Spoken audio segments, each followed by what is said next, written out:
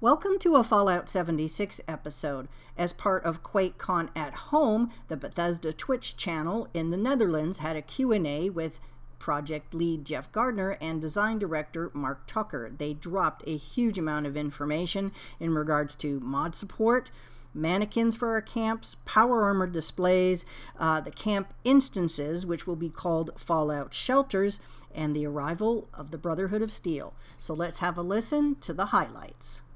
Next question is about mods. Could you share? Do you have anything to say or any updates about the possibility of mod support?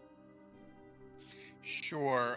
We are definitely still working on mod support. It's coming. It's what we term in our logo. Sometimes I just bandy about and people don't really know. We call it a heavy lift. The guy who works on it's a big weightlifter, and it is a heavy lift. Meaning we've had to put a lot of resources into that, and there's a lot of it's not just drag and drop from the previous games because of the way our client server architecture works, but it is coming. We're working on it, and that just stay tuned. Are we getting like more ways of displaying, like for example, outfits in camps and things like that? Absolutely. Yeah. We are working on multiple options actually. So we have we're looking at getting mannequins so people can put their outfits on mannequins in their camp and show them off. And then further out, we're exploring the idea of allowing players to display their power armor in their camps. So very excited about this. I know as a player, I want this. I have a lot of cool outfits and power armor paint jobs that I'd like to show off in my camp. So yeah, like definitely keen on getting these features out there. Yeah, we're also working on Fallout shelters, which hopefully will come this fall. Those are going to be basically, in a nutshell, doors that go into instances in your camp that allow you to build more.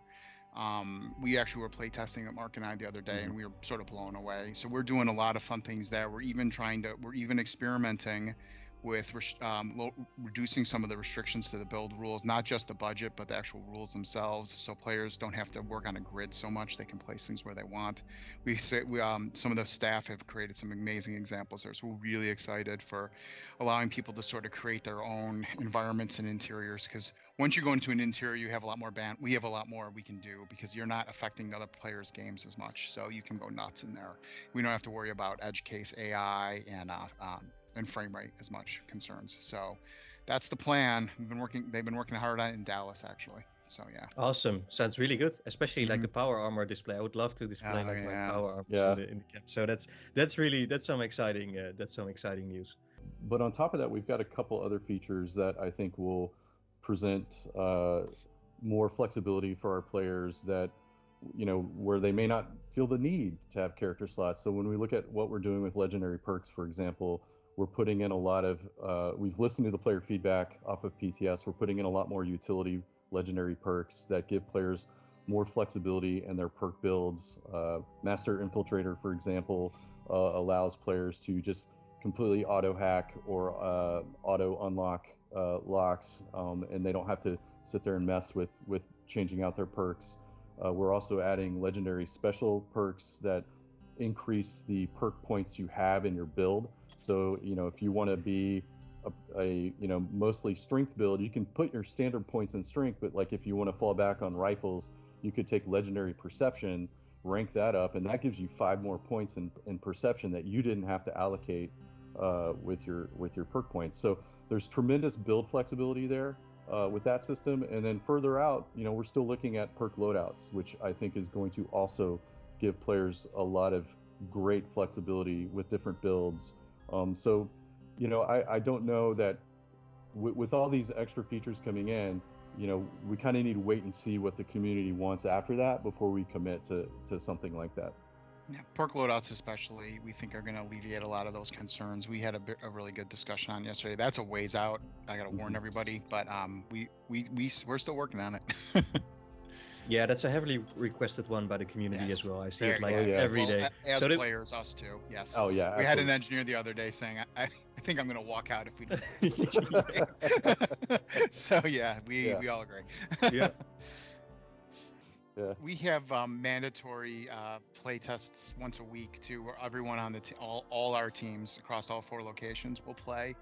That's been harder again with COVID and all the bandwidth issues we've been having. But that we want to be a culture in the studio that plays our games. Great games are played, not made, is something that Todd Howard said years ago, and that's 100% true. The other thing is, if people play on PTS on PC on our public test servers, oftentimes there's other devs in there, because that's where we are also testing the content. We're checking it out and hearing what people say. So yeah, we definitely actively encourage people who want to know what's coming and help us give us feedback to play in our PTS server on PC. That has sort of changed the nature of the game for good. So so yeah, what can you tell us on the topic of Brotherhood of Steel and everything? What can you tell us about the future of Fallout 76, or the near future? Want to talk about Brotherhood a little, Mark? Yeah, so obviously our next big content drop is going to be centered around the return of the Brotherhood of Steel to Appalachia. You know, what's cool about that is the fact that this is a group that's coming from the West Coast. So these are what you would kind of call the original Brotherhood folks, and they've traveled across America to return and find out what happened, but they also have their own mission agenda, right? And so you're going to learn about some of the things that happened in their trek across the states. You're gonna find out why they're here, and you're gonna get to know these characters pretty well. I'm keeping it vague intentionally because there's a lot of really cool story elements that I don't want to give away. I really want players to hop in and experience it for themselves. But yeah, I'm excited. It's a very character-centric beat. We have a lot of really interesting characters and some drama there that's going to play out over the course of several different beats. So. Plus, it's going to be, it's going to have all the stuff you've come to know, not just quests. So armor, weapons, a couple of, we're calling them light allies, more people for camps. So all this stuff that folks loved about Wasteland is also going to be included in this. And we are spreading this out over several batches as well. So stuff will come as it's ready, and it's going to be exciting. The team in Austin's done a great job on it. Really, yeah. Really excited. So we've talked about Appalachia a bit as well, and it's obviously an amazing setting for the game and for the Fallout universe. But do you have any plans for the game to extend the area somewhere in the future? Listen, that's always a topic of conversation. A lot of our DLCs in our past games, which I've been lucky enough to work on, do that. They put you in different maps like the Pit did, and in Far Harbor, and all for all our previous Fallout games. That said, we built Fallout 76. It's so big. We got a lot of space to play with in there. We are experimenting with allowing players to do one-off missions off-site. That is definitely in the cards right now. There's technical hurdles there, and that, like everything else, we have to decide what's more important. But that is definitely something I know Mark and his team is sort of champing at the bit to do. So we do want to do that. It's just a matter of there's technical and artist, there's a lot. There's, again, talking about lifts, it's a big lift, but if we decide to do it, Mark and his team actually have a really good plan on how they want to do it. So hopefully that will start coming with Brotherhood of Steel next year. Yeah. Mm-hmm. Okay, Fingers cool. crossed. Yeah, I would love to tell you. Fingers The crossed. locations we're talking about are fantastic. Honestly, really exciting. Because remember, we can go anywhere. There's a whole world. Yeah. Oh boy, you make me really, really excited. Yeah. Yeah, it could be some fun fan service there, but also some spots that maybe we've never been to. Exactly. So hopefully it can work out that we can get these out next year. Cool. So we need to stay tuned. Mm-hmm. One Wasteland, and what will it mean for boss encounters? Will the game still feel challenging in those encounters? Absolutely, yeah. So the one Wasteland feature that we're building, we have a lot of tuning knobs and things that we can do to make sure that things are don't always just immediately go to your level, right? So as an example, we're entertaining the idea of maybe the Scorchbeast Queen doesn't level down. Maybe the Scorchbeast Queen is always going to be, the this crazy high level, or maybe we allow the Scorched Beast Queen to come down to a certain level, but not below that, right? So we have a lot of ability and control over, how close we get it to your level or not. We still plan to make the different regions have different sort of challenge ratings, if you will. So, if you're a low-level player and you go into the Cranberry Bog, things aren't necessarily going to come right down to your level. They're gonna come down to a certain level and clamp, right? So it will still be challenging, right? We're very keen on that. We don't want everything to just always be right at your level. So we've made sure to have a lot of controls and ways to, if we choose to, set certain creatures to not auto level. The two things One Wasteland is setting out to solve are the sort of random difficulty spikes that players experience right now, because the game is leveled to the person who sort of went to that zone first. I'm talking very vaguely here about sort of intricate systems. So sometimes you'll go into a zone and there'll be no problem for like a level 20 player, and sometimes you go in that zone and you're getting your butt kicked.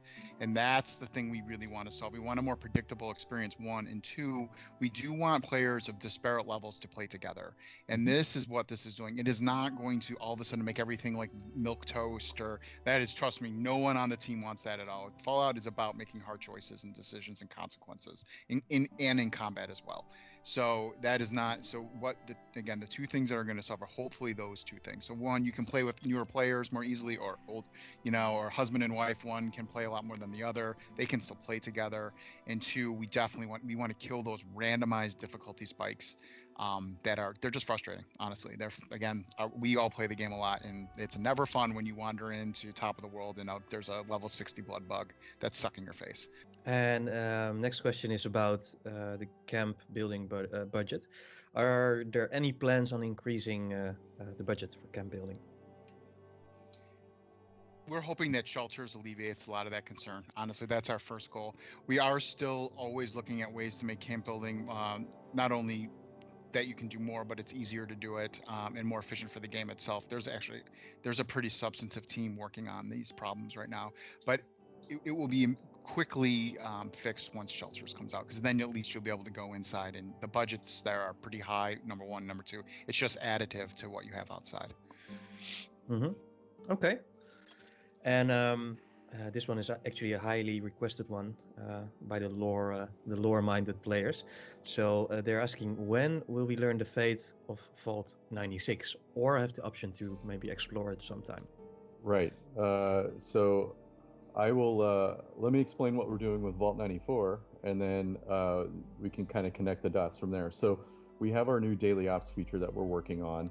We're going to bring back Vault 94 as part of a daily op location. So you'll get to go in and play through this mission in Vault 94. It's a very different experience than the previous incarnation, but it's really fun, and you get to experience the vault and just the beauty of it. On top of that, we're unlocking the vault location in the world, so now you can go into it and explore, discover more of the lore, and really kind of take your time with it and see, and learn more about it. So we're going to do that as part of the initial release package for Daily Ops. In the future, we would like to do the same thing for 96. So we are looking to make sure that we can put it back in. We have opportunities for players to explore it and learn more about the lore. But right now, that'll have to come at a later date. I want to thank you guys for participating in this interview and answering the questions from our players and community members. It was a really fun interview for me as well, to be honest. And I wish you all the best luck with continuing to work on a great game. Yeah, it's been a great year. Please come join us in the game. It's a lot of fun. I think there's something for everybody in Fallout 76, honestly. So, we're having a lot of fun working on it. Yep. Yeah. Thanks, guys. Thank you. Yeah. Thank you. Yeah.